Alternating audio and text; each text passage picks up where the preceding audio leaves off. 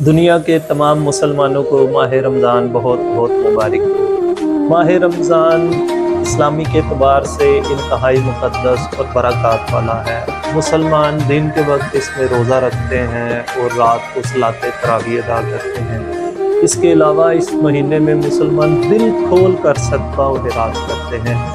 جہاں پر ہمیں اس میں بہت زیادہ صدقہ و خیرات اور نیکیاں اور نمازیں نظر آتی ہیں، وہاں پہ ہمیں کچھ اس میں فضول خرچیاں اور اسراف بھی نظر آتا ہے، اور وہ سب کچھ زیادہ تر ہمارے جو افطار دسترخوان ہے اس پہ ہمیں نظر آتا ہے۔ اندازہ کیجئے جیسے ہی رمضان کا مقدس مہینہ آتا ہے تو ہر طرف گلی محلوں کوچوں سڑکوں چوکوں میں سموسے پکوڑوں اور ان تلی ہوئی اشیاء کا سٹال لگ جاتے ہیں، جہاں پر خریدار کا رش ہمیں نظر آتا ہے۔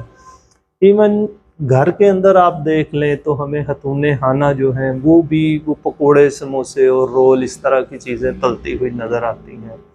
اب آپ اندازہ اس بات کا کیجئے کہ 12-14 گھنٹے جب آپ نے روزہ رکھا، فاسٹنگ کی، آپ کا معدہ بالکل خالی ہے، اور اگر آپ افطار کرتے ہوئے ہی اپنے معدے کو یہ ان پکوڑے سموسوں اور تلی ہوئی اشیاء سے بھر لیں گے، اور جب آپ اوپر سے وہ کیونکہ پیاس لگی ہوتی ہے بہت زیادہ تو ٹھنڈا پانی کولڈ ڈرنک مشروب پئیں گے تو کیا ہوگا؟ سب سے پہلے تو ساری چکنائی آپ کی اورل کیوٹی منہ اور گلے کے اندر جم جائے گی۔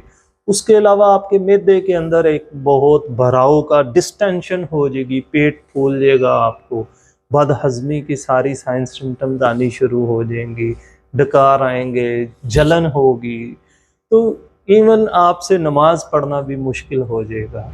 اب کرنا کیا ہے، میں آپ کو انتہائی سادہ سا ٹپس دینے لگا ہوں۔ آپ کے دسترخوان پہ ٹوٹل 4 چیزیں ہونی چاہیے: کھجور، پانی، روٹی اور سالن۔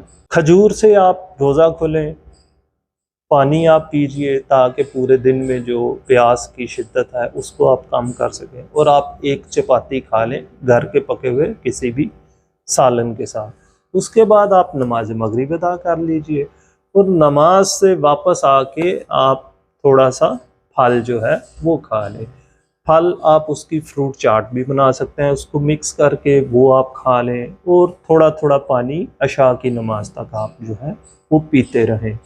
عشاء کی نماز پڑھیے، صلاۃ و تراویح پڑھیے، اور اس کے بعد آ کے اگر آپ نے سونا ہے تو سو جائیں، یا اگر عبادت کرنی ہے تو آپ عبادت کریں۔ اسی طرح جو سحر کا جو دسترخوان ہے وہ بھی انتہائی سمپل ہونا چاہیے۔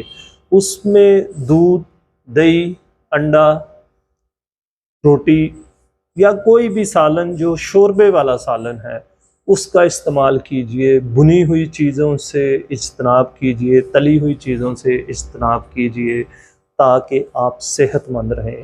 ایسا افطار اور سحر آپ کریں گے تو آپ یقین مانیں کہ رمضان کے یہ 30 روزوں میں آپ اپنا ویٹ بھی کم کر لیں گے، اپنا کولیسٹرول بھی آپ کم کر لیں گے، بلڈ پریشر بھی کم ہوگا، اور ایون شوگر کو بھی کم کرنے میں مدد ملتی ہے۔